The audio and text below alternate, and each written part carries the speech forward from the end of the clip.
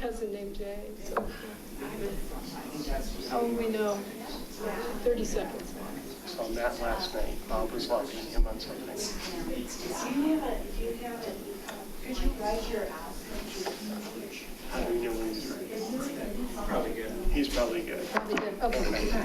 Well, good evening, everyone. Today is August 7th, 2019, and this is a meeting of the Boulder County Consortium. And I'm Deb Gardner, one of the Boulder County Commissioners, and we'll introduce ourselves. I'm Jay Keeney, Louisville City Council. Holly Christensen, Longmont City Council. Ken Lenarczyk, Town of Jamestown, Mayor. Nicole Sampson, City of Lafayette City Council.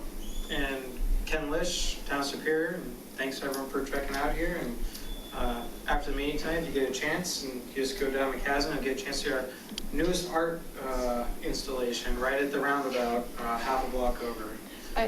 I saw it on Sunday. It is quite incredible. Yeah. Pretty happy that it came out. Yeah, it turned out great. Yeah, it was awesome. And thank you to the Town of Superior for hosting us and providing us with cookies. Yes. We don't always have food. For anybody who wants it. Yeah. Plenty. And we know, have all those folks left? Yeah, I think they got what they needed. Oh, okay. So maybe we don't need to add the airport to the agenda? Okay, great. All right. That's fine. Maybe the cookies scared them. Maybe the cookies, yeah. Yeah, but the question is, did they take a cookie? So our first item on the agenda tonight is the Homeless Solutions for Boulder County Housing Exit Strategy Plan. So we have Robin Bohannon, the Director of Community Services, and Jim Asberger, the Head of Programs and Support and all special things in Community Services. Yeah, I'm trying to get to the full screen. Oh, here, he gave you the mouse, right? Yeah. Okay. He said, do everything with the mouse. Great. Okay. Thank you, consortium members. I really appreciate your time and attention on this complex project and problem.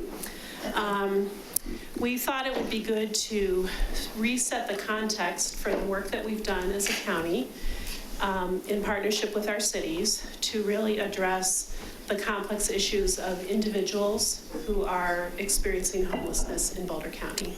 So this is focusing on single individuals, not family homelessness, just to clarify that. So our outline is, again, setting the context. How did we get here? We're going to talk about how the current system functions, how it was developed. You received at the last consortium members meeting, for those of you who were here, our annual report. So we'll do some high-level overview of our accomplishments. And then we also reviewed what did we learn from year one and what do we need to do going forward. So that will be our focus today. And even though we have a presentation style, I really welcome you to interrupt us and ask questions as we go along. So you may know or remember that Boulder County followed a national model around a 10-year plan to end homelessness. And that plan was really focused on the chronically homeless. So people who were experiencing long-term homelessness, who had significant barriers, largely around mental health and substance abuse issues that prevented them from working, gaining housing, and participating in society. We worked really hard. We coordinated with our local governments as well as our nonprofit providers. And even though that work really was foundational, it really didn't result in housing exits. We really approached each individual as a crisis situation. What did they need in the moment? Layering on services, sheltering that ultimately didn't result in permanent housing. That plan was due to sunset this year, and so we decided to revitalize our approach. So that board ended. The commissioners appointed a new board under the Homeless Solutions for Boulder County focus, and we really launched it with the intention of aligning all of our resources and intention on housing exits. As a part of that work, the cities of Longmont and Boulder really did a lot of heavy lifting on what is the best practice on assuring that people with multiple complex issues can get housed. And then we aligned ourselves around those best practices. And the great thing was the consortium also invested in this work by paying for a plan around what would it take for our community to really invest in what's called permanent supportive housing for those who are most vulnerable. And that plan really also advised a lot of our work. The commissioners also agreed to support and invest in a person to coordinate the effort. We really needed one person to herd the cats and ensure that we were all in alignment and focused on our ultimate goals. Whoops, wrong way. So the overall goals for Housing Solutions for Boulder County, Homeless Solutions for Boulder County, is really about targeting services to support quick, stable housing services. As always, we're looking at how do we improve coordination around the county, recognizing that the homeless population is really transient, and even though they might have a home city that they originate, they move around based on where services are and opportunities are for safety and being less vulnerable on the streets. We really wanted to align our resources, as I have stated earlier, and again, really focus on how to get people out of the sheltering system. Our shelter resources are the most expensive in the community, and that combined with the use of rotating through the emergency rooms, rotating through the criminal justice system, that costs all of our communities lots of money, and it ends up in no good outcomes.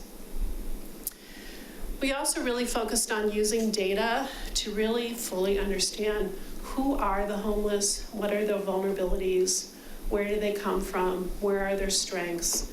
And previous to this, we did not have a collected data system to really understand countywide who our homeless individuals are. And so again, with our stakeholders, government stakeholders as well as nonprofit, again, how do we align our resources with our eye on the prize? And I think the one takeaway that I would like to offer you from tonight's presentation is that while the system isn't the end-all be-all, this is not the magic bullet. We haven't solved homelessness with this system, but we have made great strides. And we have housed more people in the last year than we've housed in the last 10 years. And that's what makes me feel really verklempt, if I may say, because working really hard in this arena and not seeing positive results is really challenging. So with that, I'll hand it over to Vicki Ebner, who's with the City of Boulder, and your title is the Homeless Coordinator? Homeless Initiatives Manager. Homeless Initiatives Manager. Thank you. So you'll have to bear with me because I've been on the job a whopping 4.5 months. So I may not be able to address a lot of your history questions, but luckily we have people here and they know if I can't answer them for you. But what we thought would be interesting is for you to know how we set up the HSBC and how it works. And this flow looks probably more confusing than it is. At the very top, there's an executive board that are made. If you think about it as sort of the funders of some of our initiatives, those are the main policy and decision makers. And then underneath that, we have a couple of teams that work really hard on making sure that what happens from the executive board direction is actually implemented in a smart and efficient way. So you have dedicated staff, as Heidi and myself are, and an implementation team that meets for a very long period of time every other week. And we also present information to our management board, which is primarily made up of some of our stakeholders, so our shelters, our nonprofits that are providing wraparound services, Boulder Community Health, mental health partners, etc. And then, of course, we have some other work groups that are necessary. We need to constantly be vigilant on data quality and data entry. We need to make sure that the people who are working on the ground are able to tell the implementation team what's working, what's not, and help us make input on what those decisions are, how to communicate these wins or changes to the community at large and our respective county commissioners and city councils. And also a really busy group that works on housing exits. That's their total focus. It's the housing authorities and the city governments working together to make sure that everything we said we're going to do has that housing outcome. So a little bit different way to look at it is who are the players. I mentioned the executive board. It's primarily who you would think. It's the cities of Longmont, Boulder, Boulder County, our housing authorities, which are pretty much Boulder Housing Authority, Longmont Housing Authority, and Boulder Housing Partners. And then we do have Metro Denver, sorry, Texas slid in on me there, Metro Denver Homeless Initiative at the table also. And then that is really on purpose. We want to make sure that what we do coordinates with a larger regional effort. And we do use the MDHI one home system to place a lot of our permanent supportive housing vouchers. Some of our other boxes just sort of break out some of our other key players that are involved. And you can see it's pretty collaborative. There's quite a number of people that are involved in this process. And all of those are members of the membership management board. So right now, the way somebody who's experiencing homelessness interacts with the coordinated entry system is based on showing up at a concrete brick and mortar spot, with the exception of a little private program that they're doing in Longmont. But generally, they go to coordinated entry, which is open X number of hours. It's available on a bus route, well communicated. The coordinated entry person does a screening to determine what that person's needs are.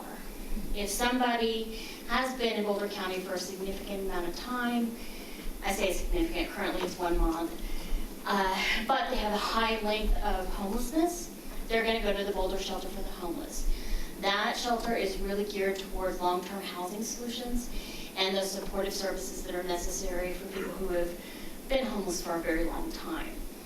If they have a little bit less acuity, they're going to move to our navigation programs. In the city of Boulder, that is Bridge House, and Longmont, it's our center and Hope Center. So, as you can imagine, each of those shelters has different outcomes. And so you typically see more permanent supportive housing, rapid rehousing, harder core programs for the people that are harder to house. And then those navigation programs are really looking at more of the quick wins. How do we get somebody back up on their feet? More of a temporary or one-time resolution type of situation. I thought it might be helpful if we went through a little bit more of a deep dive of what our 3 big programs, or actually 2 of our big programs are. First is Housing Focused Shelter. I've probably already said it a couple times. Really, this is to hit home that the goal of sheltering is not the sheltering itself. The goal of sheltering is to get somebody into housing on a permanent basis. So the provider in Boulder County is the Boulder Shelter for the Homeless, and they have 2 different programs set up. You can do a standby bed, or you can actually reserve a bed. And anybody that is participatory is required to meet with a case manager, and the case manager is working to look at their unique needs, get them access to all the documentation they'd be needing to have in order to qualify for some of the housing programs, working through them on an action plan as to what they're going to do to have sort of their say and their empowerment in their own housing. And then it's, as I mentioned earlier, really structured for those most vulnerable people. As opposed to navigation. Navigation, as I mentioned, is a little bit quick win, a little bit lower acuity. So the focus is really connecting people to services, all those wraparound services, making sure that they have connection to Medicaid or to disability that should be coming to them, or if there's a financial assistance that's going to help solve somebody's immediate crisis, that's provided. There is shelter service that goes with this. Depending on the city, in Boulder, the navigation services runs at an average of about 15 days. Longmont's is a little longer. I think it's hitting at about 38 days, and there's reasons for that. It has to do with how long people have been homeless, and there's a certain segment of that population that's not going to haul it all the way over to Boulder. So it takes sometimes a little longer to get them placed.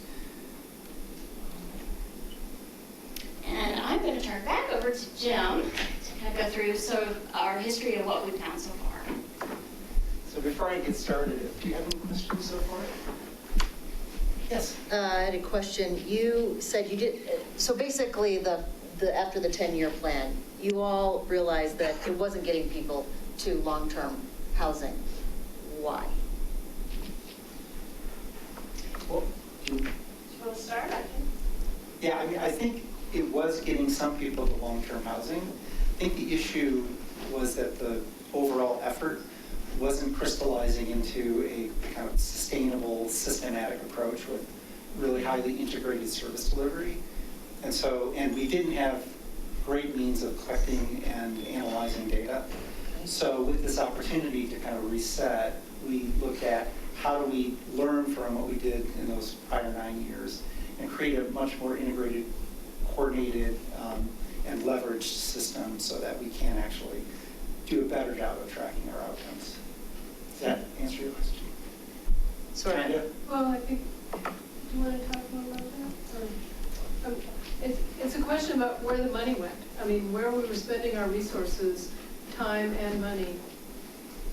And individual service agencies really had their own culture and approach, and were really focused on crisis intervention. Okay. So the change in how we approach system initiatives, whether we're talking about homelessness, whether we're talking about family homelessness, whether we're talking about juveniles involved in the justice system, is no longer that crisis approach. It's along what's long-term permanency, what do we ensure that kids aren't removed from their homes, what can we do to ensure that homeless people don't just rotate in the shelter system. So I think it was a culture change. And then for individual agencies who were partnering with us, they had to change their business model. So one of the directors of one of our safety net organizations, I love this quote, he said, so people come for services and we put Band-Aids on them. We put so many Band-Aids on them that they end up looking like a mummy, but it didn't solve their initial problem. So we've really had to shift that culture from sort of a crisis intervention approach to no, we're gonna actually solve, we're gonna actually impact poverty. We're actually gonna impact homelessness. We're gonna actually impact out-of-home placement for kiddos. Whereas, you know, even 5 or 6 years ago, that felt like a black hole and felt like we couldn't do it. So it sounds like there were some underlying problems, issues that these individuals were having. And Yeah. we weren't getting to that, that's right. to those issues. And those you say are poverty? And for the chronically homeless individual, it's really about really physical disability, Okay. as well as disabilities related to substance abuse and mental health issues. And as you know, as a country, we struggle with resourcing that. You know, 20 years ago, 30 years ago, most of those folks were institutionalized. We don't have that community support anymore for people who are really vulnerable. I think that's a challenge in helping the general public understand the vulnerability of this population. It's not that someone just doesn't want to work and they're lazy. It's really that they have very significant barriers. And even with this system, we have folks who are in the shelter who are really struggling with not even wanting to be housed because they have so much trauma or they have so many issues that even if there was a housing unit available, they wouldn't be successful without a lot of support. So I think really understanding the resource investment required into some of these really chronic issues, again, whether you're talking about family instability or the chronically homeless individual, it requires a upfront investment. And I think we are at that place, we're at that tipping point where we're saying we have lots of resources in this community. We haven't added a whole lot of new resources. We have just realigned them and reallocated them. Well, maybe I would just add, Robin, I remember a really pivotal meeting that we had in the commissioners' room where it was all three commissioners, it was probably 3 or 4 years ago, with the Community Foundation, folks from the Bridge House, folks from the shelter, somebody from the Hour Center, and and we were all in a room and we were talking about this, and they had gotten together and there'd been a study that an outside third party had put together, and really the conclusion of it, and correct me if I get it wrong, Robin, was that what we were doing was essentially enabling people to remain homeless rather than getting them housed. And that, so it meant, it didn't really mean saying no to people in some ways. It meant shifting the money and the resources that we had to a different intention. And rather than solving the crisis, trying to get to that longer term solution. And it's tough in the community, and I think we still have folks in the community that certainly don't have 100% buy-in, particularly on nights when it's, you know, below zero and it's snowing, and what do we do? And so we have to have really kind of almost, at this point, a hybrid system where there are people that they need to be housed on those nights, and that we can't just say, well, you have to go through the navigation thing. We have to have a little piece of crisis, if you will, in there. We haven't totally migrated to a system that has no crisis support, because I think to a majority of us, I mean, that feels heartless. And so, but how do we get to a point, we have to intentionally move to a point where the majority of our resources are working towards housing folks and doing all those underlying things that we need to do to help them to be housed, rather than dealing with their day-to-day crises. That's really well stated. You know, the door was wide open. We didn't ask for information, we didn't do intake, we didn't do assessment. You wanted a shelter bed, so some folks in the shelter beds were people who had other resources. And then you had someone who had no resources who was on the streets. In no other system do we do that, especially with government funding, right? I might be skipping ahead if I am, let me know. You guys mentioned the use of data now, of data collection and helping kind of drive the understanding of the effectiveness and possible changes going forward. What are the specific kind of really important metrics you guys are tracking, and how are you collecting that specific data? What are the touch points? So that's a perfect segue into what Jim is going to get into. So thank you for that. But do ask questions if I'm not responding to all the things that you're interested in hearing. The first kind of bit of context for us to think about is that this is a really new system. So what we went from the 10-year plan to this system got launched in a very short period of time. We had to establish contracts, scopes of work, data systems, metrics, a bunch of policy stuff around how the system would function, governance bodies. And so it's still a little bit messy. I mean, we're still trying to figure a lot of things out about how the system should function. We're continuing to learn a lot. So this represents very early data in terms of a massive kind of systems approach to doing this work. What we found in the first year, the first full year of operating, is that we, through the coordinated entry system, were able to assess about close to 2,500 individuals. So those are people coming into Longmont or into Boulder, those sites, to be determined appropriate for either the navigation services or housing-focused shelter services.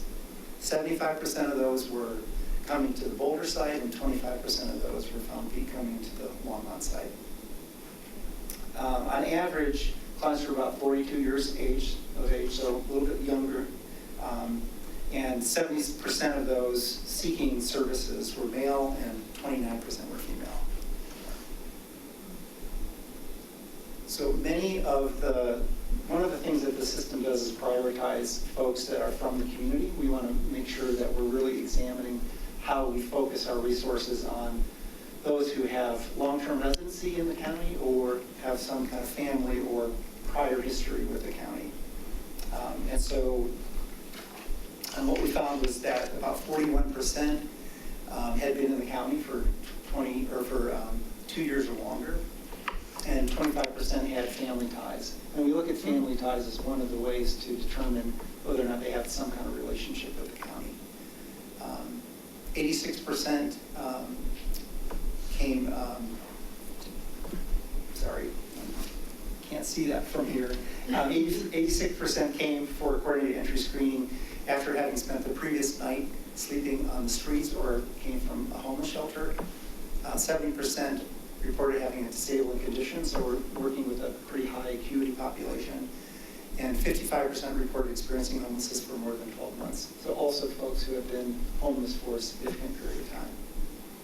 Some of the key outcomes that we're looking at are related to the types of housing exits people are going into. So 188 folks were placed into their own housing. So as they went through the coordinated entry system, and either through navigation or housing-focused shelter, 188 of those were able to be placed in their own housing.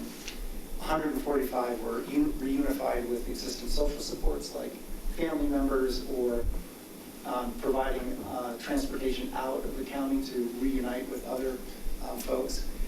And 50 individuals were entered into other types of support programs like a substance abuse treatment program or something like that. So these are some of the primary metrics. What's missing in this and what we're going to be moving toward as we go into the future is looking at the process variables. So what is the relationship between the characteristics of the population that are being served and the services they receive that then lead to the outcomes that we're achieving? Because what we want to be able to do is use that information to help fine-tune the functioning of the system. Now, of course, one of the big problems we always have in evaluating systems is that we don't have a unified or uniform data collection system. Each of the organizations that participate have their own systems, and so what we try to do is figure out a way for the county to create a common infrastructure that all of the different partners would participate in. So our Housing and Human Services Department has something called Boulder County Connects, and that's the kind of main infrastructural system that we're using to collect all this information. The 70%, is that self-reported disability? Yeah. So they could have identified themselves as having a disability like diabetes versus, so it doesn't break up physical disability versus some sort of other disability. We do collect information on specific disabilities, Okay. but it is self-reported. Okay. So a lot of this information is difficult to capture, as you could imagine. Right. Both the information on disability as well as information on ties to the community. Right. So a lot of it is just self-report, and we can do a pretty good job, I think, of judging whether or not that information is accurate, but it's not going to be 100%. And HUD would say you can't ask further than, do you have a disability, yes or no? Well, we can ask the four types of disabilities. You can? Yeah. Okay. Yeah.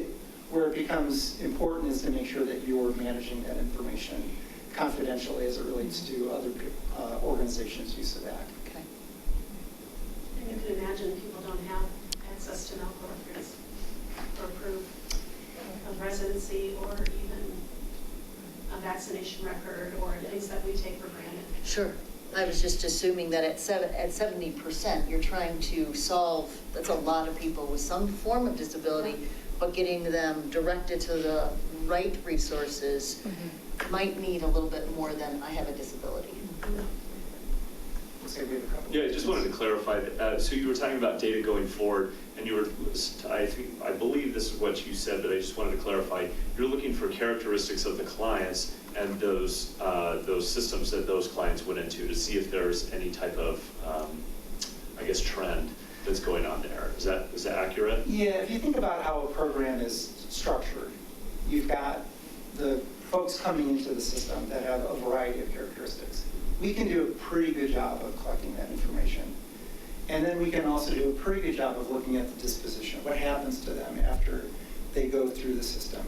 What you want to be able to do more in a more robust way is look at what are the services that clients are actually getting and which of those are effective in helping them move to a housing solution, and what are the characteristics that make that complicated or difficult for certain population groups. So it's what we sometimes refer to as the black box of evaluation. It's like all the stuff that happens in the service arena that's a little bit murky. So looking at how we can unpack that to get a better sense for are the investments that we're making, particularly as it relates to case management and navigation services, actually leading to the outcomes that we're hoping to achieve. And Jim, sorry, there was another question, if I may, I don't think we're going to get into housing first too much today. Nationally, the research shows that, the idea was, well, if we get them mental health treatment, or if we give them employment supports, or if we attend to their substance use, that will help them get housing. And that's actually not true. So the national model and the evidence shows that a housing first approach is you get people housed first. And once they stabilize, they can then work on all of those other issues, those service components, to not only support them staying housed, but also to support quality of life issues. The key outcomes for those overlapping or cumulative numbers? I'm sorry, say that again? The key outcomes are those individual numbers Those are or those individuals. overlapping? Those are unduplicated, yeah. Okay. Yeah, because they represent discrete outcomes. That's what I was wondering. Thank you. I think my question kind of builds on what Jay was asking. So looking at those key outcomes together, when compared to the almost 2,500 that were assessed, where do you measure that you've been successful? And are you starting to see, I mean, this is really good high-level data, it tells us who's coming in, where they're going out. Are you starting to collect the type of data and understand why are some of these folks successful and why are they not successful, and are we able to tweak the system to help push more of those folks that aren't coming in, or that aren't leaving in one of those successful key outcome pieces, increase that rate? So the answer to that is a little bit complicated, in that part of what prevents us from getting people into housing is we don't have a lot of housing stock. And so that's a real impediment in terms of helping move people through the system. So, and you'll see later, is one of the reasons why we're working so hard to invest in additional vouchers and other housing options for folks. So we have a lot of folks that are in shelter waiting for a housing opportunity. We have a lot of people also who are not fully engaged with the system. So there are efforts to try to bring those folks into the system so that there are opportunities to work with them to also get them housed. So over time, the hope is that you need less investment in shelter services because you're able to move people more quickly out into a housing option, but it also, again, requires that you've got actually places to provide housing. The other complicating factor is often folks are going to need services, and there aren't necessarily support services that go along with, say, a voucher or a housing option. So we continue to look at opportunities to invest in the service side so that people, once they are placed, can remain stably housed. Thank you.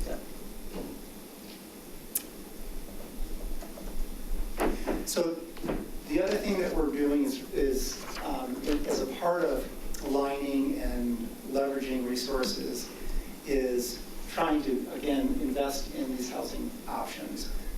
And so by all of us working together, we were able to increase to 28 new housing choice vouchers, which is a voucher that it allows a client to go out and find a place for themselves that it suits their particular needs and interests.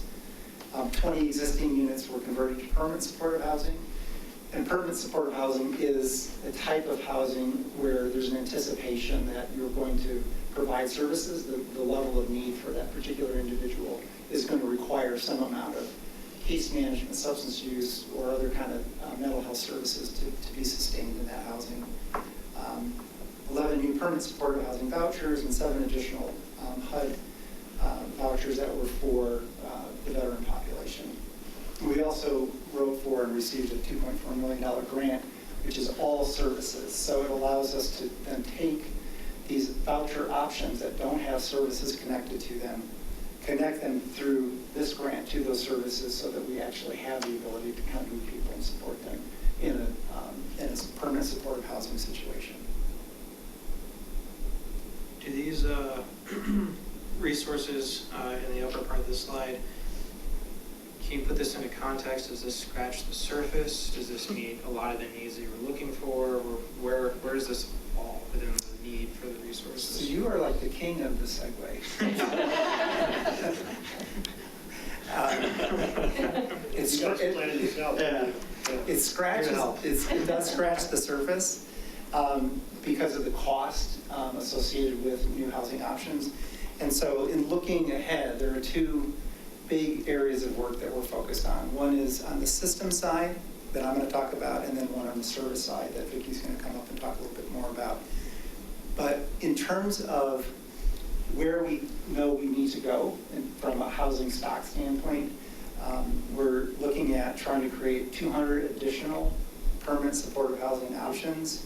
And then there's a couple of things that we're going to do on the landlord side too to help also smooth that transition and also to help landlords support folks being in their units.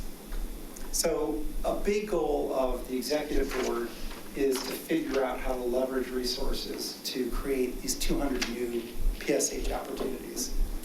And this slide kind of lays out our best estimates for how we're going to do that within the city of Boulder and within the city of Longmont. And a lot of it we have been able to leverage through existing resources. So if you look at the local funds leveraged rows, those are things that the municipalities and the county have committed to investing in order to create those opportunities. For the HCD paired with the SAMHSA grant, that's the $2.4 million grant, those are just dollars, so we also have to figure out how to obtain resources, housing resources to connect with those dollars. So those will require additional effort on the part of the partners. One of the things that's happening relative to that is the housing authorities have identified or set asides for particular numbers of units that would be matched with these dollars, so that they're coming forward to say, we'll give you 10 units that we'll prioritize for this project for this population, and match that with the grant dollars so that we can get somebody permanently housed. So the ticket on that is pretty expensive. So one of the things I think to recognize is that to do this work isn't just about good intentions and good infrastructure and service delivery. It's also about money over the long term. And so we're estimating to get these 200 units online and also to provide the additional supports we need to actually make them effective. It's going to be close to $4 million. The positive side, though, is that about 2.5 million of that is leveraged, and we're able to obtain. The 1.4 will require additional efforts for us to bring resources into the system. Can you go back to that last one and just talk about like where those dollars are hit? I mean, where the large dollar figures are hit throughout this program? Because I mean, in Brookfield, we've been talking about $1 million housing fund, and it's like, well, that'll take care of about 4 units. And it's like, how could $1 million only cover 4 units, and yet this is $4 million doing 20 units? Yeah, I can't dig into that in this presentation, okay, but I would be happy to provide that information. That'd be great. So that you can see what the distribution of those resources are and the costs for them. That'd be great, thank you. Jim, maybe I could jump in, and then I have a question as well. I mean, a big chunk of it is the fact that we don't have to actually build the housing because of having the vouchers. So, which is different from even our housing authority or yours, where you're having to buy or build a unit. And so you got to find a unit that will accept the voucher, but I mean, that's a big chunk of it. But then the question I had, if you go to the next slide, Jim, is So of that $1.4 million, how much of that is one-time and how much of that is the permanently supported piece? Do we have an idea of that? So this is the breakdown of that 1.4. Oh, so I segued for you. You segued. This is like an autopilot. So these are not simply one-time costs in all instances. So Right. for example, the landlord engagement specialist would be a recurring cost. So some of them are recurring, some of them are overtime, or one-time only. So we will need to look at kind of rebudgeting for these resources every year to make sure that they're sustainable over time. But for things that require a voucher, for example, that requires a long-term commitment because that voucher has to be sustained for the length of the time that somebody is in that unit. So whereas these are big asks now, they will continue to be asks in order for them to be sustainable and supportable.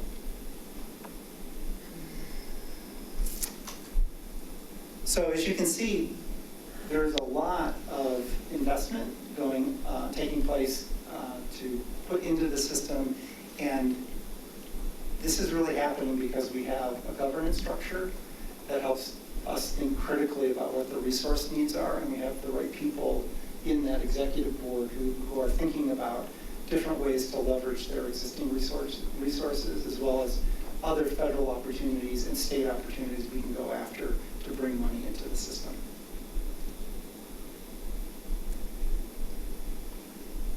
So the other thing that we recognize, because so much of this work is landlord dependent, like we have to have landlords in support of our efforts, is that we're looking at different ways to expand the engagement of our landlords and to provide them some support assurance that it's going to be okay if they bring in one of our clients into their units. So we're looking at hiring a full-time landlord engagement specialists who can work with landlords and landlord groups to see different things that would make it easier for them to bring our clients into their units. And that person would be countywide and working through the Department of Housing and Human Services. And then we're also developing a landlord assurance fund.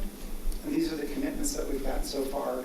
We recognize that one of the ways to help landlords feel a little bit more comfortable is if they know if something happens to their unit from a client, that there are dollars that they can access to help kind of mitigate some of those impacts to the unit. So we've got, these are going to be, some of them are dedicated to a particular housing authority, but we are trying to build an overall policy and process to mete out these dollars as they're needed. Most of the time, these are not used, they're not accessed by landlords, but we wanted to use this as a way to say, if something should happen, you can be comfortable that there's a way to mitigate that issue. Okay, any questions about some of these larger system refinements we're looking at? Is the funding, are you able to pay security deposit with the funding? I can't tell when it says rental assistance what funding it is, if it's got some constraints to it or if it's just open-ended. Yeah, it's a good question. That's not available through this fund because this is really about damage. Sure. So we all have set up a separate fund Okay. because there are application fees, there are those other upfront costs, and so we want to make sure there aren't any barriers to somebody getting into a unit. So we have a fund that allows us to access those dollars to pay for some of those expenses up front. So the rental assistance that the city and the county are getting through, they're not getting it through like home dollars. Are they doing it from their general funds, or there was like 2 slides back, it talked about X amount is coming from Longmont, X amount is coming from the city and the county. They're not coming from federal funds with it? Okay, No, thank you. Those are city commitments Yeah. that are going before councils and getting budget approval for Sure. this. We have an affordable housing fund in Longmont, so, and I think other cities do too. Through an impact fee? Are you guys using impact fees? Oh, yeah. Something like that? Okay. Yeah. Yeah, typically the home funding is used more on the development side, and a couple points I would make on the funding. is that obviously wherever we can access low-income tax credit or any of those other funding mechanisms, we're going to try to leverage them against some of our extra costs. To brag on my own city, our ongoing and future efforts, we're actually tailoring all of our new development for affordable housing to require a certain percentage of units to be specifically for permanent supportive housing. So that helps lessen the blow. And the other thing on that, I'm sure everybody had a little sticker shock when they saw some of those numbers. It's always nice to be brand new to a city and ask city council for $1 million.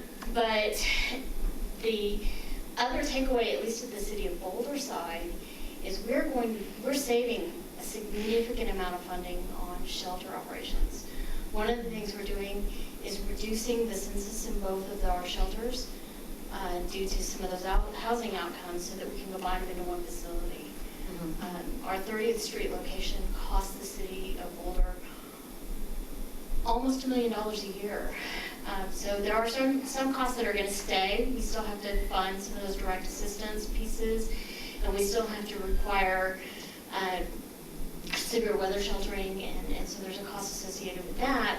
But there is a net savings that we can then reallocate toward that housing cost.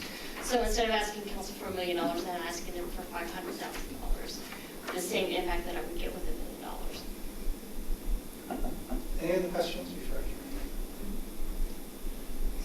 Okay.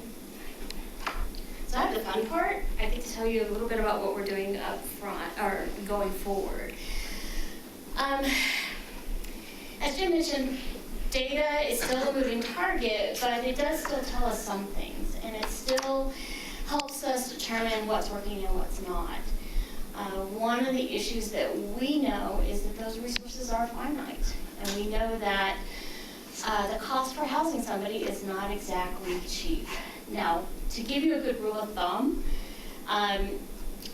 the cost of annual rental assistance for permanent supportive housing plus the associated case management is essentially about $20,000 a year per person.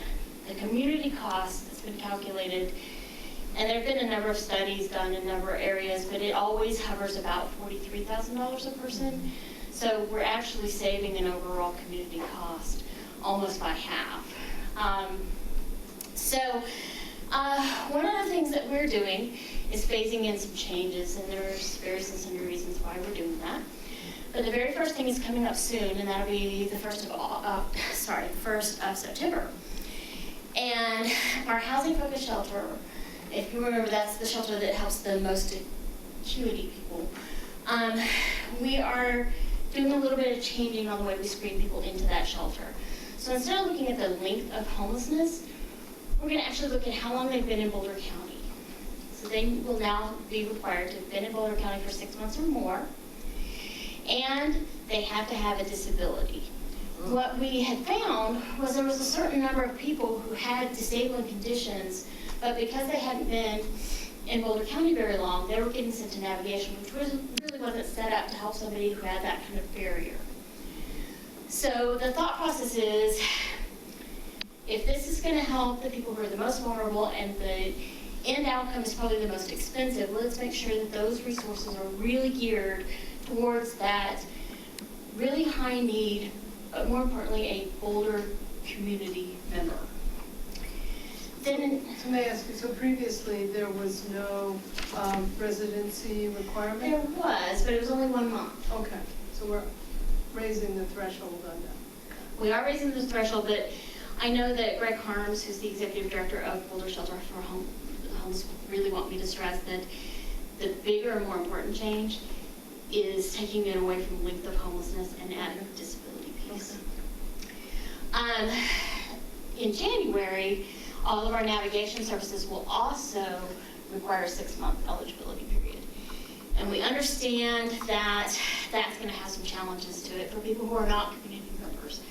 So we wanted to make sure that we could offer enough services to help people who are newer to the community, probably and most likely newer to homelessness, help self-resolve. So we are improving our coordinated entry system. And coordinated entry will now have 2 steps. And the first step is going to be diversion services. And while they're technically, diversion services are open to anybody, we feel that its primary target is going to be that newer community member. And that covers some of those things that Jim was mentioning, family reunification. If somebody is traveling between Topeka and Los Angeles and their car breaks down in Boulder, and they need $400 to repair and they can go on their way, then that might be a good use. And again, it's very problem solving, and we'll kind of go into that in a minute. And then I mentioned already that the year-end shelters or year-round shelters in the city of Boulder are going to be combining, and that's a huge deal for us. So really when we were looking at why we were making these changes, the alignment is probably the most important thing. How to use our public funds in the most efficient and effective manner that's going to solve the problems for people who are experiencing homelessness and make sure that we're being good with our money. We also, as I mentioned earlier, want to make sure that those expensive resources are really tied to community members. And looking at how we do reduce those sheltering costs, because as you remember from the beginning of our conversation, we talked about how sheltering is not our end goal. Sheltering doesn't solve anybody's problems. So if we can reduce sheltering and, as somebody was putting it, narrow the front door and open the back door, that's what our goal is. So to give you an idea, I talked through some of this already, but Jim mentioned that this is a new process. We started in October 17. And so the next places are September and January are probably our two biggest, with June 1 being when we're consolidating shelters in the city of Boulder. It might be helpful to understand what diversion is. It's a national model. It's got a lot of data behind it showing how effective it is. It's a totally different mindset. Typically when somebody is in a navigation program or at a shelter, the focus is about how we're going to holistically solve all of their problems, right? We're going to get them connected to income sources. We're going to get them connected to mental health partners. We're going to get them connected to housing. Diversion kind of puts that on its head and says, no, we're going to solve that immediate crisis. And we're going to make sure that the client is involved in that problem solving.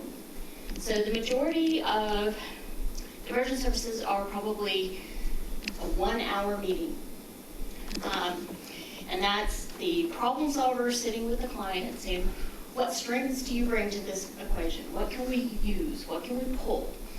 I was talking to an agency in Denver that provides these services, and she said that I think it's 74% of their clients they see once, and probably about half of them have some sort of financial assistance. And the average financial assistance is $300 a person. So that's sort of where we built some of our budget documents on, but we also went through a lot of research about best practices in different communities, Cleveland, Ohio, Montgomery County, some other places that have been successful with this. And again, it's quick, it's targeted, it's cheap. Our goal is to get somebody out of homelessness quickly. The longer they stay on the streets, the more likely they are to become chronic and have significantly more barriers to get out of homelessness. Can I ask a quick question on the diversion piece? So is that diversion offered to people 0 to 6 months, or is that only for somebody that hits that 6 months mark? No, it's actually anybody. That's the very first thing we will be doing starting January 1st with coordinated entry. Okay, but that's for anybody. Anybody. You could have somebody that's been homeless for a decade that has an aunt in Topeka that wants to take him in, but he has no way to get there. But realistically, the majority of the people we are planning on helping are going to be people that are 0 to 6. And primarily that's because that's the only service that we are going to provide people who are 0 to 6. That and severe weather sheltering in the city of Boulder. That's one of the other reasons why we're kicking that off in January, so that in that transition phase, there is actual shelter available for people that are going through it. So this slide kind of goes through sort of the differences between diversion and navigation, because on the face of it, they seem like similar programs, right? It's all about that quick, low-need person. So what are the differences? The shortest answer is it's a question of intensity. It's also a difference of philosophy. Navigation is very case management focused. They have to meet with their case manager every day. Every week they're evaluating their housing plan. They are looking at housing resources, so a rapid rehousing type of program, where it's a temporary assistance, or one time, or getting them into a transitional housing program, and again, connecting them to all those other resources. With diversion services, just by the name of it, we're trying to divert people from the homeless system. So the goal is, if we provide shelter, it's going to be if prioritized beds are available and in a very limited manner. And our executive board is still trying to work out exactly what that limited manner is. But it would be very much a hard deadline. And there was a reason why I had a ticking watch on that, because it really is about that. We have a small window of time to really help somebody. We're setting a maximum expenditure of $1,500. There are people who maybe have been in Boulder County for more than 6 months that could benefit from maybe a security deposit or something like that, that we might have to pay over the $300 average. So we gave you another chart to look at. I'm sorry, I think in pictures. But when somebody comes in, the first place they're going to go is coordinated entry. And coordinated entry is going to be providing those diversion services. And so if somebody is a Boulder County community resident, so they've been here 6 months or longer, and diversion services are just not going to work for them, then we're going to finish our coordinated entry screening. And that's looking at, do they have a disability? Do they have, what are their needs? And then if they're disabled, they go to the housing focus shelter, and if they're not disabled, they go to the housing navigation programs, with both of them having a goal of getting somebody into some sort of permanent housing solution. So I won't read this to you, but this is sort of our elevator speech about what coordinated entry is. The big takeaway is it's 2 steps. The first step is diversion, the second step is screening for shelter. I thought it might be helpful to kind of run through a couple scenarios for people to see how these changes will affect people. Obviously, the same person's not going to be coming in September and then June. So we're talking about discrete people here. But for example, this person, and I probably should wear my glasses when I'm looking at these slides. But so let's take somebody who's pretty typical, somebody that is 70 years old, has some sort of physical disability. He's been in Boulder County for a long time, and he's been homeless for almost a decade. Okay. This is an easy one. Before the change, he went to the Boulder Shelter for the Homeless, mostly based on his length of homelessness. After the change, he still goes to Boulder Shelter for the Homeless. The difference is it's focused on his disability. One of the reasons and the way we came up with this is because when we looked at that year one, we looked at who was going to each of those shelters, and 71% of the people who were already going to Boulder Shelter for the Homeless were actually Boulder County residents. Another pretty usual is somebody who has mental health disabilities. He's an active meth user. And he's been in Boulder County for a long time, but he hasn't been homeless very long.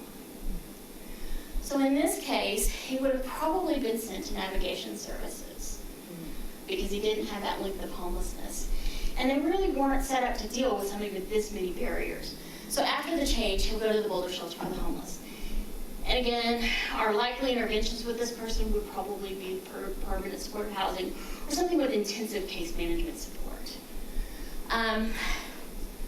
You can see that 41% of the screenees for the first year have been in Boulder County for at least 2 years. And as Jim mentioned earlier, most of them have some sort of disability. So this one is probably the population that's impacted the most. This person has a mental health disability, a substance abuse problem, and has not been in Boulder County very long. Because they've been homeless for a long time, right now they would go to the Boulder Shelter for the Homeless. But in reality, Boulder for the Shelter for the Homeless would have a hard time placing this person. And so in the interim, between when I talked about how we were going to phase in the changes for eligibility, a person that presented with these characteristics would go to navigation services. But after everything's said and done, this would be an actual diversion candidate because they probably have a support system somewhere else. Mm-hmm. If they've been homeless this long, but just now made it to us. And did I hear you correctly at the beginning of the slide? You said this is a more common person that comes in? It's a pretty common person. The length of residency is probably the less common. Typically somebody with, and some of this is anecdotal because it's hard to get a feel for the people who are not through CE. You can use homeless accounts, but those have limitations too.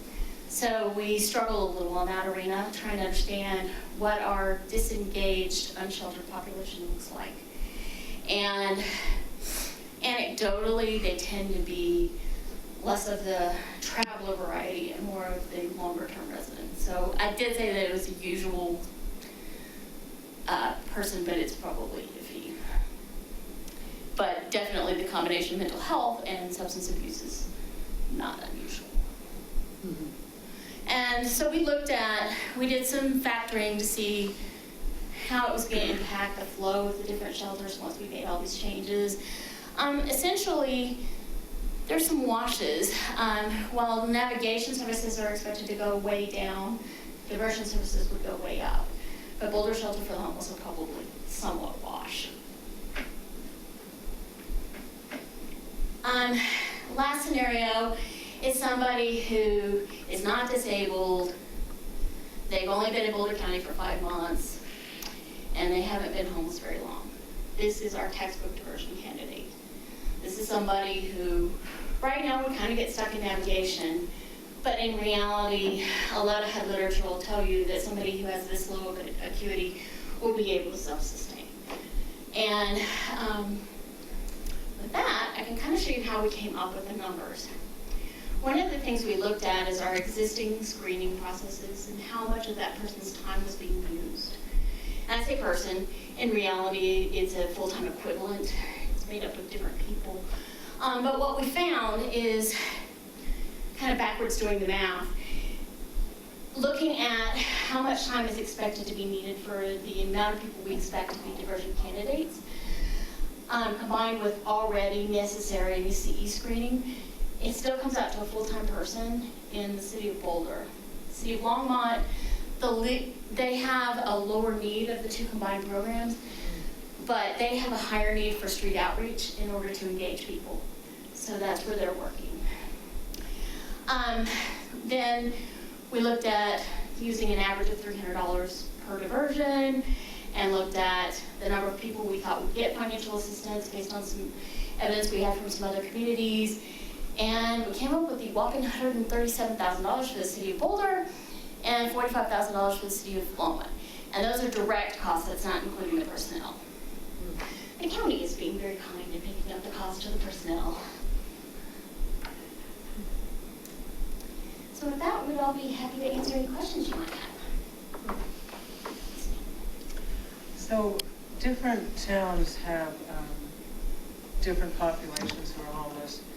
From what I recall, the situation in Boulder is about 70% of the people who are experiencing homeless are men, single men. Yes. And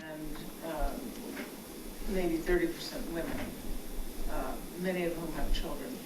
Some of the men do too, but mostly it's, it's really more like 50-50 in Longmont. We have many more families, and this system is geared, really not at all geared for families.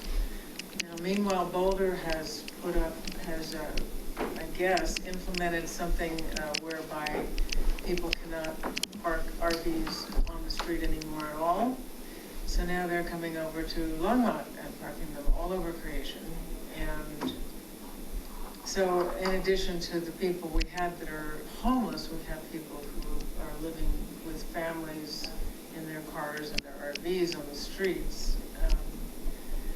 So in the future, what is the plan for dealing with families?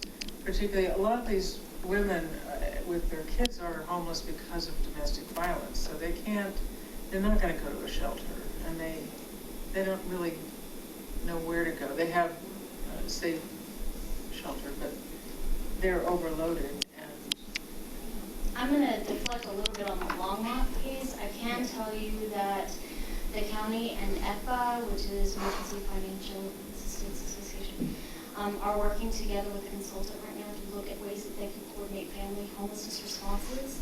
And it's actually countywide. It's in association with the Family Resource Centers to really look at what would a coordinated entry system look like for families based on the experience of single individuals. yeah. So I'm expecting a lot of changes coming from that. Well, that's good, yeah, because right now, I know the place for women with domestic abuse is just, they have no more room. And it's an unfortunate thing that nationally is also growing. Yeah. I've got a program I created in Adams County that I can talk to you about that's working very well. Oh, that's It's not great. putting them in shelters, it's actually keeping them in homes and moving them out. Yeah, And that it's would be funding much better. completely through federal funds. Oh, that's great. And I So- know that EPA does a lot of what we call SROs, or single room, where they actually put people, they have hotel vouchers, they also put people in sort of master lease type of situations, kind of one-time assistance, things like that, to try to keep them out of shelters. Well, the problem is, as you said, and as we all know, that there isn't anything for people to transition into. The R Center, for instance, tries to put people up in motels for a little bit, but then what? You know? Right, and it's. We're working on trying to get more transitional housing, but the developers don't want to build transitional housing. They want to build, anyway. They want to build market. When you start comparing individual and family, it gets hard. Yeah. They have very different characteristics, and you can't brush everybody with the same brush. But usually interventions that work best for families are on the prevention side. So programs like Keep Families Housed, for example, which they go into the schools and work with the families that are on the schools McKinney-Vento lists. Family resource centers are usually more effective because it is so hard to get people out of homelessness when there are children involved. Oh, yeah. And it's so traumatic. for them. Right. So, and a big chunk of them are DB. Yeah. Are there other questions?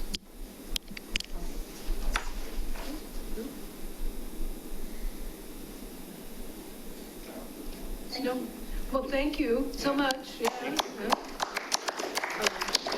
For those folks that are newer to the consortium, the idea of working on affordable housing and solving homelessness was an initiative that the consortium took on probably almost 5 years ago now, I think. And so to be able to see, I think, big strides happening. Obviously, we're not 100% there yet, but you all can take some credit for that. So, yeah. Yes, thank you very much for your engagement and support. It's really appreciated.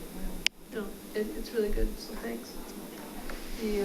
Unfortunately, we only have about 4, but we do have, 3. A couple Babel Crafties in the first year report. And Mark sent you the link to the online PDF. Yeah, so you can look at it, and if you have additional questions, don't hesitate to reach out either to Mark or directly to Robin or Jim. Thank you. Yeah, thank you so much. Do you guys have any business codes you could leave? we had questions or That's true. councils come back and ask more questions. Mark has an email address. Thank you. Tomorrow I'll send out the presentation as well. Thank you so much. Great, great, thank you. Yeah. Yeah. So Mark, are you teeing up the next thing? Meeting topics for the October and December meetings? Or even beyond. We actually. And beyond? Yes, we actually kind of have October figured out. Robin's shop, Community Services, would like to come back to talk about the update that they're doing to the aging trends report and their aging in place work. So they'd like to do an update to that. They've come and presented to the consortium in the past, but they're, I think, in the process of finishing a new version of their plan and would like to come back and give you all the latest in respect to aging services and aging in place. And then, as the second half of the meeting, we touched on these two issues at the June meeting coming out of the state legislative session, the expanded authority local governments have now to either to look at establishing a local wage that's higher than the state minimum wage, and then the other issue is tobacco regulation and the ability for locals now to regulate the sale of tobacco within their jurisdictions. I know the city of Boulder is moving forward with something. I don't know any of the details, but they're looking at doing something in that space, and we thought it might be interesting to just share thoughts about what's happening there. Both of those issues seem to be ones where if there was interest across the county in the different jurisdictions, that perhaps collaboration across the jurisdictions might make sense in utilizing either of the new authority, those two new authorities that were provided by the General Assembly this year. So I'm thinking about that as the topic for those two issues as the topics for October. And Mark, just to clarify, that tobacco regulation is just to do with tobacco. It doesn't even touch vaping and the nicotine aspect. Is that correct? Well, so there is some new authority in the vaping space, and I need to do a little bit more research to figure that out. That would be great if we had that as part of the October discussion. Mm-hmm. I mean, because we're dealing with that big time right now. I mean, we have a study session on Tuesday, and it's like becoming a huge problem. I mean, we even gave 3-month rec passes to young adults that turned in their vaping devices. Oh, nice. So it was kind of you give us your vaping device, we'll hand you a 3-month recreation card. So, and that works pretty well. But other than that, the authority is very limited in this realm so far. That may well be. I think the city of Boulder, though, is looking at doing some vaping restrictions on the types of products that can be sold and things like that. Okay. But what we can pull together Oh, wow. some research on that. That'd be great. I know Lafayette is now looking at an ordinance just to help the principals at the schools. Nice. Well, and there was a thing on NPR this week, I think, talking about how Colorado had seen a dramatic increase in use of vaping and marijuana and nicotine and, yeah. And yet there are people who want to set up places to smoke marijuana cafes and things like that. We talked about that in June. You all do now have authority to create marijuana hospitality establishments and regulate them if you'd like to do that. You don't have to, but if you want, if you're interested, you can. Longmont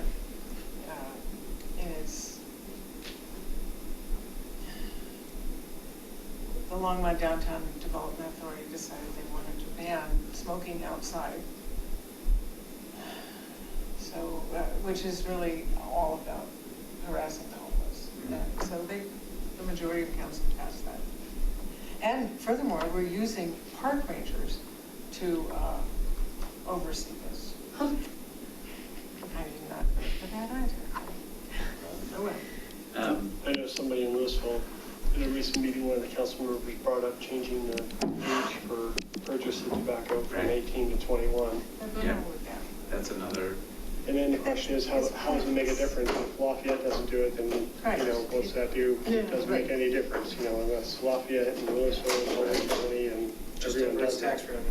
Yeah. It's kind of like we talked about changing the hours Drinking when of. they're 10, and if they feel like it, and so it's really pointless. So to that point, that's exactly why perhaps thinking about this more regionally Yeah, may make sense. might be a good solution, Maybe yeah. one of those. So it sounds like you have a pretty full agenda already for October, but I know I've got 3 emails from citizens who are very concerned about the expansion in services at Rocky Mountain Airport. And Congressman Nagus had a town hall meeting at Louisville last week. I want to say we had a standing room only full house, and most of the people there were to talk about airport noise. And Well, come to Longmont. well, but they're talking Good luck about, dealing with the FAA. but they're talking about commercial aircraft at Rocky Mountain, not just the corporate jets that we already have and the flight schools and everything else. We don't have the parachutists, but we do have But it's flight also schools, noise. and they're all coming. The flight patterns seem to be, it definitely impacts Superior. It's impacting Louisville more. It's going to start impacting probably Lafayette Yep. more. So. I think people in South Boulder are concerned as well. Yeah. And I guess Congressman Nagus is going to come back next month and do a meeting just on airport noise and FAA, so. Oh. But, there's some stuff going on. Louisville and Superior have cooperated on a consultant to look at issues there, try to work through stuff with the airport and with the FAA to try to change some things, so. There's a national group too about, that deals with airport noise, but it helps that Congressman Nagus is interested. Right, and there were some changes in FAA flyways or something like that recently that rerouted things from where they were going I over know. basically unincorporated areas and more overpopulated areas, so.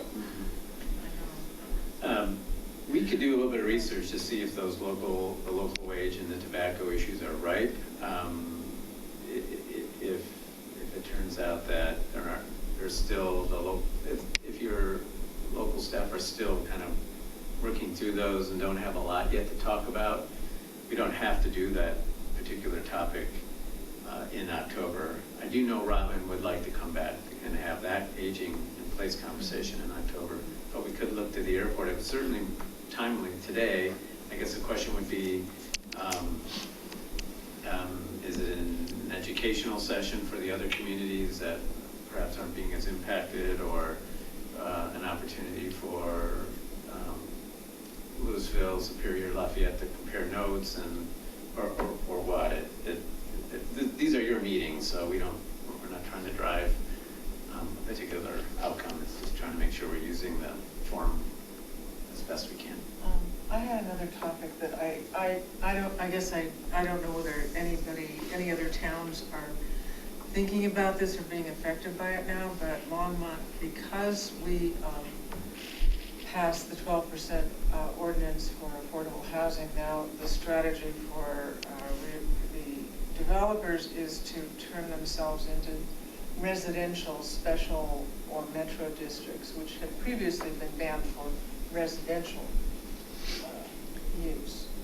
But that makes them into their own little legal entities. So wait a minute, they're using metro districts on affordable housing development? To avoid, On residential districts. On just all residential districts? to Well, they avoid, want to form their own little kingdoms. Okay, They'll still have to provide some some affordable housing, but it will be paid for by the residents who live there. So the net effect of this will be that the people living there will have less affordable housing. It's being billed as something that can get them into cheaper housing. It won't be any cheaper, but they will spend much more money in the long run. so they're going to have Taxes. more of a higher income housing as well as affordable in one development. Well, So there won't be a, the problem for me, as far as I'm concerned, is that this creates a separate government entity. They are not, and it's not overseen by anyone. DOLA or else DORA collects their paperwork, but no one oversees it. They are their own, you'd have to look it up, it's a very complicated. Sure, but you as a city should actually be, they should be coming to city council every time you want to change their metro district. Like, you should be able to approve their original documents. Once you approve it, they become their own legal entity. So then like paying a Unless special you take them district? to court and prove that they have violated something horrendous.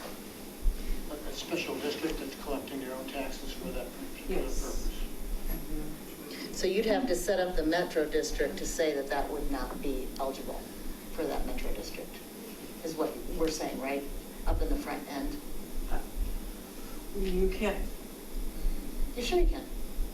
Council Well, has to approve their plans yes. for a metro district, so you would yes, have to but when the say, council has you approved the can't. whole idea, Well, you could say you can only use this for utilities, you cannot use this to pay for the affordable housing in but your the area. problem is when you have the majority of city council kind of Not understanding that. sleeping with the Okay. developers, then they're not gonna So rein Polly, them in. have you actually voted to approve some of those? We're in the process of doing that, which is, now what happened in Greeley, we went to a special talk about this at CML conference. And Greeley had this, and then they forbade it or they made it against the law because they got so many problems. Well, but little by little, all the developers got together and they forced them into doing this again. And so now they have 30 metro districts or 30 special districts in Greeley, which you can imagine. Wow. You know, the problem is also, when you balkanize a city like this, and those people are paying twice the tax as anybody else is, they're Sure. never going to approve anything else for the rest of the town, because they're already paying twice the Well, taxes. And they have their own little amenities, so Yeah. it becomes areas of special privilege, really, is what it Right. is. And it's fine, metro districts and special districts are great ideas for different things like the scientific funding, the arts district, things like that. But for residential things, they were originally created for rural areas who couldn't get the tax base together for something, so the developer would come in and provide some of the infrastructure. That's what it's for rural areas, but now it's like anyway, to me, if nobody else is being inundated with this yet, we don't need to talk about it, but if you are, It won't affect Lewis so much because we don't have much to build out. We're pretty much built out, so. yeah, We have okay. we have one neighborhood that's a metro district that the developer used the metro district to put in all the infrastructure. Yeah. So they can sell the houses cheaper. Yes, that's what But they the property say. taxes are twice as much as everybody else in town. And those Yeah, residents are exactly. always asking, well, I pay more in taxes than everybody Yeah. else. Why aren't I getting more services? And I Right. keep saying, you don't pay more taxes to the city than anybody else. You're paying it to the That Steel Ranch thing, right? Yeah. Oh, is that what they did too? As well. We have at least 2, 3, maybe 4. Well, most of Rock Creek is a metro district, isn't it? It is, and we just retired this past year, some of those taxes. But we've got a new Lanterns Lane development that's coming next to 88th. A lot of downtown Superior. They're, I think, the highest taxed in all Boulder County, according to a Daily Camera article last year. But yeah, mostly infrastructure based. Well, maybe we could do a little primer on metro districts. I was just wondering if we could forbid them countywide, because otherwise we'll all be fighting this. I'm sure we couldn't, I doubt. Yeah. I highly doubt we'd have the authority for that, but I guess we could research that as well. Lafayette isn't right now against metro districts. They're not interested in allowing them. So I don't know that you need to ban them, but maybe Well, we had a ban on informally, it. I was gonna say informally, we could, talk about how does this, We had a ban on it. We had 4 pages of very dense and very well thought out law, and we just overturned it because several city council members thought this was a good idea. We have a proposal coming in for the old storage tech Phillips Oh. property, and there's a huge amount of infrastructure has to be done there, and they're asking for a metro district there. Makes sense. I mean, we've seen that's just common practice these days. I don't know if we've seen a new development come forward to us without a metro district. You know, at least 3 or 4 years, Yeah. maybe longer. I still haven't been paying attention that long. Could be the key is to make sure that it's focused on those traditional Right. services that a metro district has historically provided and not other stuff. Yeah, But there Fort is Collins, really for no- instance, did a very thoughtful list of criteria. Yeah, We did nothing, we just Yeah, said. there's not a lot of control over it, and once they're established, they're independent. And Yes. in the Steel Ranch District, we actually had there's a sub-drain system that's owned by the Metro District to draw water away from people's foundations, that's below the city sewers and all the city infrastructure. And the city has no control or maintenance issues with it, and they had a major issue with it, and water is backing up from people's basements, and the Metro District didn't even know it was their responsibility. They're like, what? What are you talking about? What? Where's that? Interesting. They didn't have maps of it. They didn't have an as-built map of what it was. Yeah. I did want to mention one of the that I big- got, I received an email this afternoon from Dallas Masters, who's a Netherland trustee, and he apologized that he couldn't make the meeting, but one issue that they've been dealing with up in Ned is short-term rentals and developing policies around regulating and permitting short-term rentals. Right. So it seems like the town of Ned would be interested in hearing, for example, how other consortium members are dealing with short-term rentals. What kind of programming or policies have you all put in place, et cetera, because they're struggling with it. Just coincidentally, I was at a meeting this afternoon, and one of the Summit County commissioners was there, and we were talking about the issue of short-term rentals, actually with the governor. And Commissioner Davidson mentioned now, granted, Summit County or Resort County, but they have a permitting process at the county level for short-term rentals. And all of the cities and towns in Summit County have a licensing program for short-term rentals. And someone crunched the numbers, and in Summit County, 30% of the housing stock is now either licensed or permitted as short-term rentals. Yeah, Wow. and that destroys affordable housing because these are places people could be renting who live there, but they can't because somebody's making a bundle of money. No, it's Renting to Resort County, tourists. obviously, but just as a demonstration or an indicator of how pervasive the problem has become. Well, it's lost revenue too. I mean, in Louisville, we have an occupancy tax on hotels. Yes, exactly. The And industry. we're not collecting occupancy tax or sales tax on short-term rentals. Right, Yeah. right. So there's a whole, from the hotel's point of view, there's a whole inequality in that process. Yeah. And the hotels are held to a county health standard too. They have to meet And a much health- higher Right. commercial property tax rate. Right. than So, And they have to have insurance, they have to have fire mitigation. right, so, the use or the challenge of that is just the ongoing, the lost revenue, the increased rents for other people who can't afford to live there because they're being rented, they're making so much more money as a short-term rental. The impact on the community, the impact on neighborhoods where a different car is there every night, or, Yeah. Yeah. And you also have a problem with the fact that once people like the alleged platform, they have huge amounts of money and resources, and they will fight any municipality that tries to impose any laws. So if you need to get on top of it before they start getting in, because. and again, I think that's a county-wide issue. I mean, unless everyone came Because together and people love said, Boulder. this is something we're going to do countywide to Yeah. look at this, otherwise it just goes from Louisville to Lafayette, and Lafayette to Erie, or Superior, or, wherever it goes. So would it be helpful and interesting to this group to kind of do an inventory of where everybody is? Is that kind of what you were thinking about? Yeah, I like the ADU short-term thing. Because one of the things too is that you can have ADU and have relatives living in there, you're not charging anybody any rent, you just have more people living in there, so like an extra bedroom.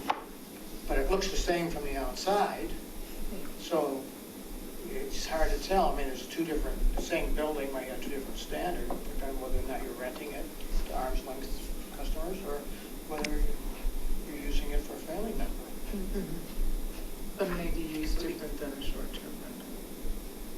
short-term rental, like the Airbnb. We're small enough that we can go on VRBO and Airbnb and see who's doing what. Sure, Yeah. We don't require a license though for it. yeah, but maybe you should, I mean, maybe that's a standard that, I think that's the first step, is Yeah. if everybody required, Yeah. if we could get some consensus on requiring short-term rentals to have licenses, I think Yeah. that would create us, But then you it have to- creates a playing field, at least to go, okay, now we Right. know who's doing it. Right. Well, that's what we had, but we don't have the staff to do this. We have at least, staff says we have 100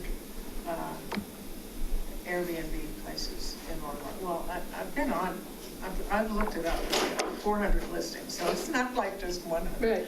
But only 30 of them have registered themselves. And, or no, that's not true. About 60 out of 100 have registered themselves. The others have no intention of registering. But we've only been able to process about 30 of them because we don't have the staff to check Airbnb every day, to check these rentals and get them to the people. It requires us to hire more people to. You do require a business license though. I can't remember now. well, that's the thing we can find out. We'll do a little inventory. Yeah. They're supposed to have a business license and pay sales tax, but many of them Yes. don't. Yeah. The lodger's tax. So Right. we'll try to get a scan Well, of what's both happening. Sales tax and lodging tax. So we implemented a short-term rentals ordinance, and just coincidentally, tonight, we have our first violation on that short-term. And we're gonna see, I'm not there, obviously, at the hearing, but it's going on right now in terms of our license. So we have a license, you have to have a license, and somehow they violated this license. So we're gonna see how this plays out and see if we need to make any changes, but we've been rolling down this road. Less than a year. Yeah, It's not too bad. that's Yeah. true. So I mean, it was kind of, it didn't come immediately, it wasn't immediate that we had a violation, but this one seemed probably an okay, from the outlook, it seemed like an okay violation, in terms of it wasn't just something that we would expect, like there were massive parties, neighborhoods complaining, things like this. It just seemed like a little bit low-level kind of violation, and so we'll see how it plays out. But I mean, I think that our goal was to basically get the entrance into a license fairly easily, a low cost. We just wanted to know, you're doing this. We wanted a name on that so that if we had any problems with that rental unit, that we knew who to contact. And then we put in a residence requirement that this must be a primary residence, and that you must live there so many months out of the year. And the whole idea is that we keep the neighborhood in the neighborhood, and that was the big intent. So I think that we've had pretty good success with this, but I mean, you're right, there is a revenue and an expense associated with this. I think that, our finance director definitely looked at this and said, they should be paying taxes. Yeah. Yeah. This is a business that they're operating. So we'll see how this all continues to unravel, but we're definitely dealing with it already. Great. The other way that this is kind of playing out in Longmont is that a lot of Longmont is these master plan communities and HOA things. They're never going to allow anybody to do that there. So the only place that this actually happens is the quaint, old Longmont where Deb and I live, which is still, these were fairly affordable houses, at least at one time when I bought them. That's why I'm there. And now, the only place that's affected is single-family residences that don't have HOAs and things like that. Then it puts an undue burden on what's left of somewhat affordable housing, and they're the only ones affected by this. So it makes this whole situation for affordable housing even worse, because so much of it is being taken up now for tourists. Yeah, just wait until you see all these houses pop their tops and add 3 bedrooms above the garage. That's what we're seeing. Wow. Yeah. Great. For that purpose? Oh, yeah. Rent all 3 bedrooms out. Yes. That's why I have 2 trailers parked on my lot. No, just kidding. Yeah. So could we circle back to the airport idea, because I don't think we really ran that to the ground about what would be helpful for people?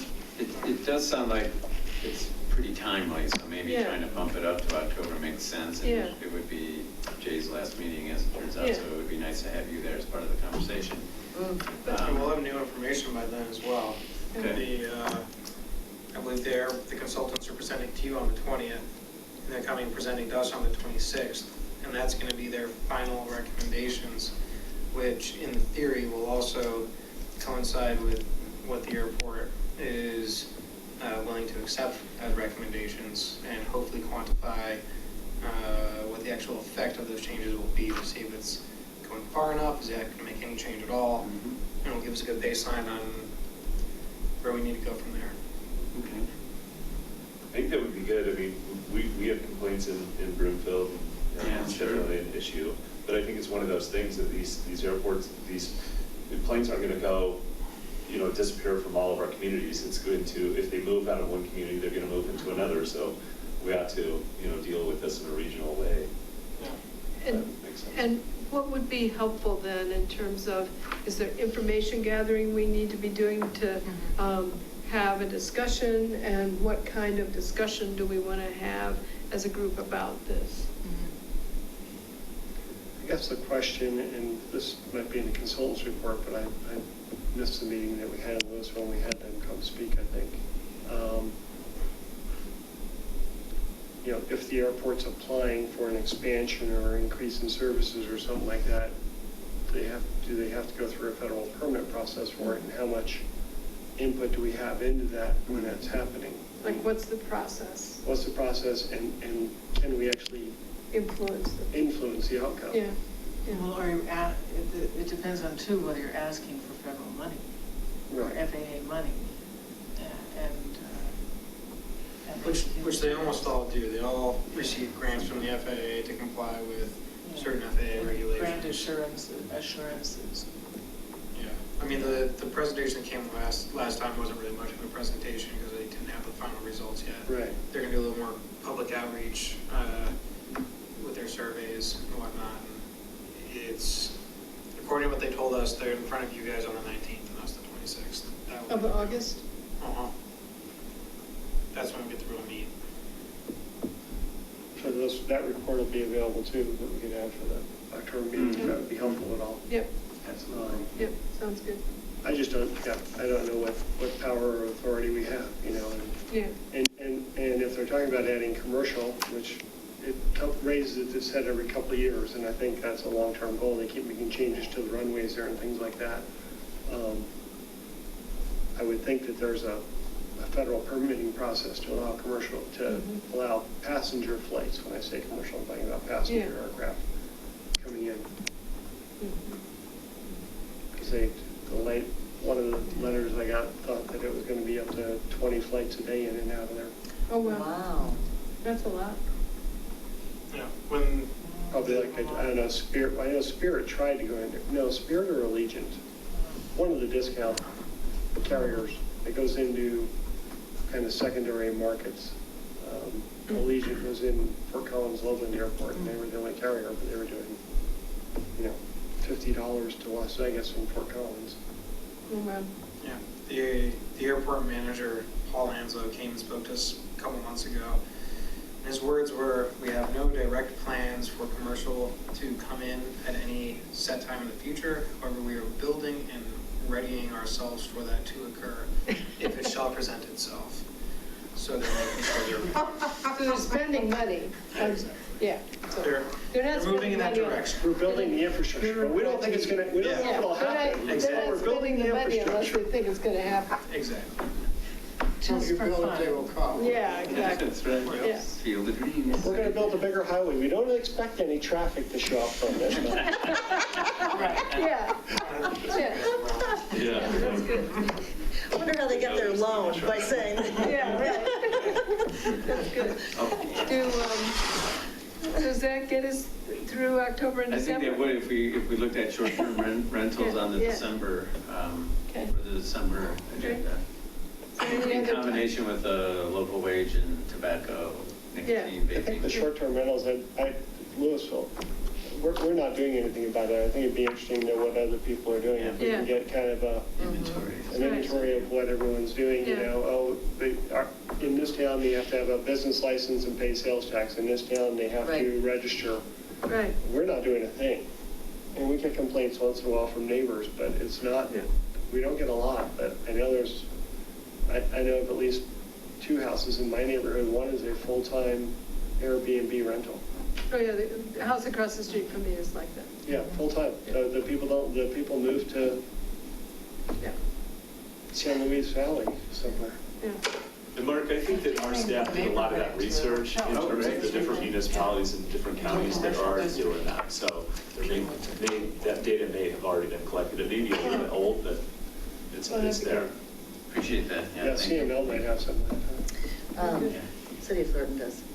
Orrington does? Okay. Yeah, because City of Thornton looks at it, and in fact, I just gave Lafayette a whole list of who's got what Oh, Yeah, in a okay, spreadsheet. cool.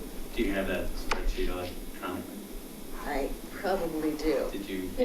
When I give you my card, I'll send you. I should give you my day job card as well, so Cool. Well, thanks, everybody. Does anybody have any updates they want to?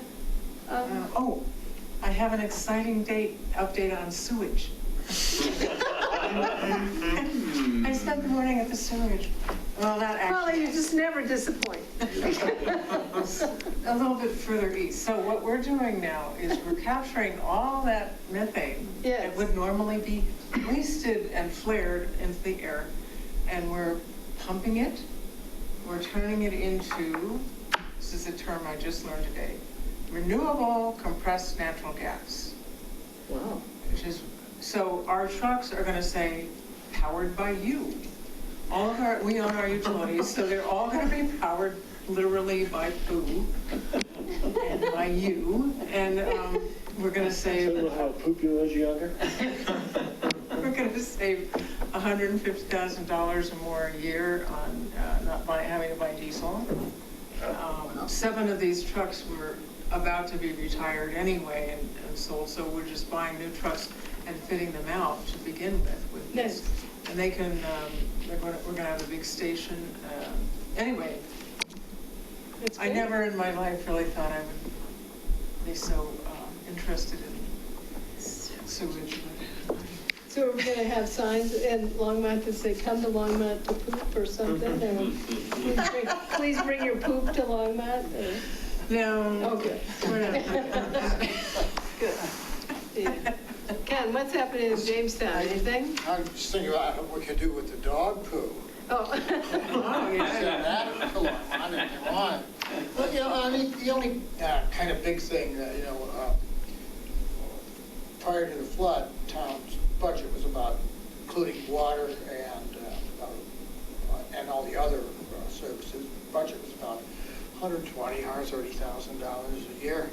And since the flood, but $26 million has gone through the town, and still going through the town. Yeah. So, one of the results that, besides not having staff to catch up to it, although we did get some extra staff, we are catching up to it, is that for the first time since 2014, we got our audit in on time for the 2018 audit. Yep.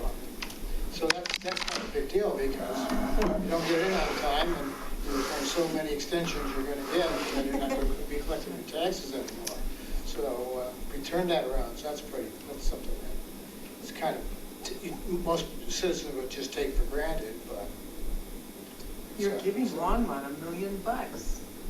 Oh, I tell you, for that BCC, with to Longmont, it's just terribly helpful, unbelievably helpful. You have no idea how many things that they have picked up there, to be able to do some things.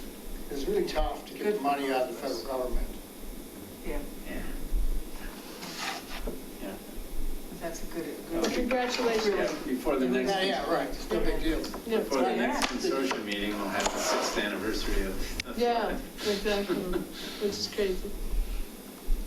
Lafayette's working on comp plan, finishing up their parks and open space plan. There's a lot of planning right now because our council, or our city manager's now 6 months on the job.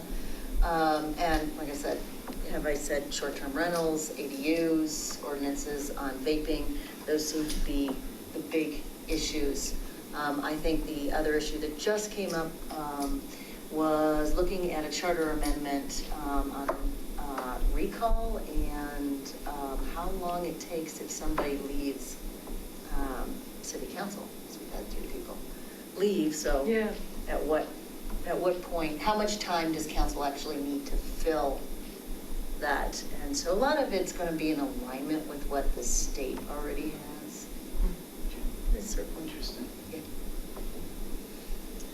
Don't have much to report. We have an interesting topic going on with a ditch crossing agreement that we're struggling to get signed because they want us to add an indemnification clause that we don't think is legal. I don't know if anyone else has ever had that problem. It's a new problem for us. We've never had a ditch company bring that forward. But if anyone has any experience in this arena, we'd be all ears. You may want to reach out to the city of Boulder because it took them, I think, 10 or 11 years to get the agreement with FRICO to build the tunnel underneath Highway 93. If you remember the Marshall Mesa Greenbelt Trail that you used to have to cross 93 to get to the other side of the system. And it took them forever to get a deal with FRICO. And eventually I think the courts had to get involved. But anyway, they have a lot of experience with these kinds of things. So your attorney may want to reach out to the City of Boulder Attorney's Office and been there, hear about it. We'll do that. Appreciate it. So, I mean, we always have oil and gas stuff going on. Yeah. And it's a hot issue. But we also have a big vote on the Jefferson Parkway, which is continuing to be pushed and pushed. So we are in the midst of this still, and I don't think we're going to have any relief for at least 2 months. So it'll be interesting to see how this conversation continues to go. So those are kind of the 2 big things. We just got our new city manager. She just came on. Oh, yeah. So now she's official. So we're already seeing some changes with that, and a lot of them positive. So we're kind of, there's a lot of movement happening, a lot of big issues still. So. But she had a long tenure with the city. Oh yes. Yeah. Oh yes. Yeah, she was our assistant city manager, and it was a good hiring process and a lot of good changes. So we'll continue to see how this goes. But communication, the big change has been communication out of the city manager's office has been so much better. Oh, good. Council's receiving better information, more updated information, quicker information.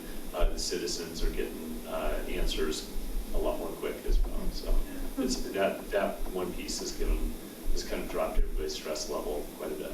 Well, That's great. So Good. From Boulder County, we've always got oil and gas as well.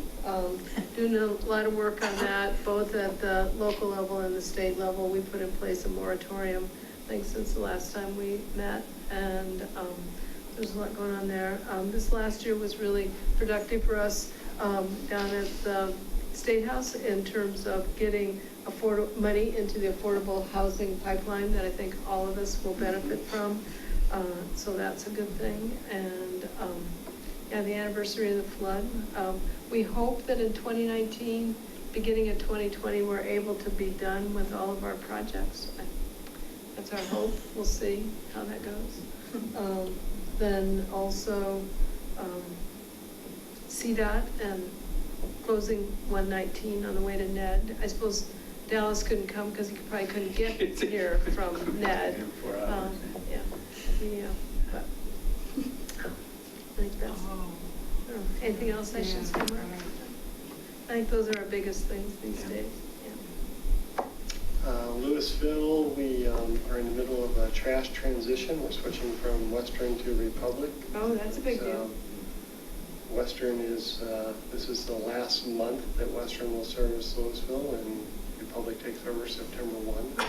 So cans are going to start being delivered by Republic, so people are going to have 2 sets of cans at their homes with lots of stuff, so we'll see how all that goes. But most people are unhappy about the change, you know. So. And so was that a council decision? Yeah. It went out for bid and Oh. the RFPs and just Republic brought back a better offer, and Yeah, so. that's how that works. Monday, November 4th, first Monday in November. It's not our regular council meeting, but we're having our council meeting that night because of the election on the 5th.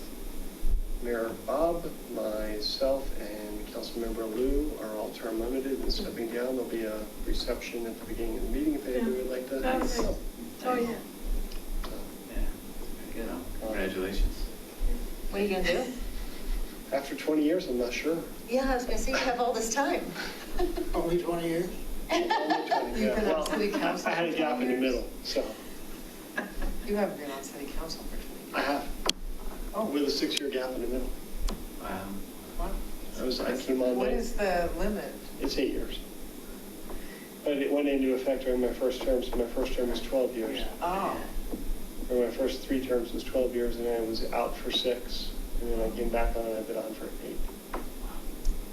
So, and I had thought about running for mayor, but some other people are running, and I don't want to make it a 3-way race, so.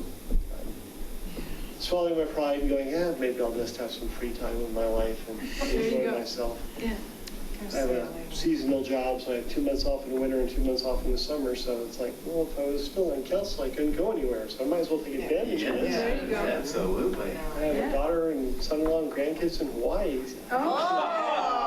That's problem solved. There's your 4 months. That's 2 of the months, and then daughter and son-in-law and 2 grandkids in Austin, so, you know. Okay. There you go.